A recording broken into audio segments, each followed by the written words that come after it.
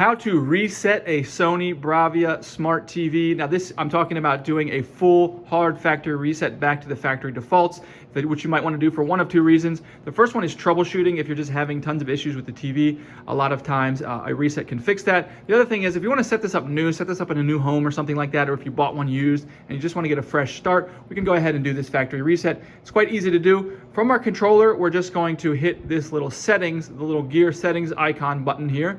And that's going to open up this settings menu here, and we're going to toggle, and it should automatically be on all settings. If it's not, you may need to toggle with the arrow to get up to all settings. Hit the all settings, and it's going to open up this menu here. From here, we're going to go down to system, and then on system, you can either hit enter or you can just toggle across. And then from system, we're going to toggle down to about, and then on about, we're going to toggle over, and then we're going to go down to reset. Select reset, and then it's going to select factory reset, and then it's just going to give you a little warning and saying this will restore your device to the default settings and erase all data, all accounts, all files, all apps, everything like that.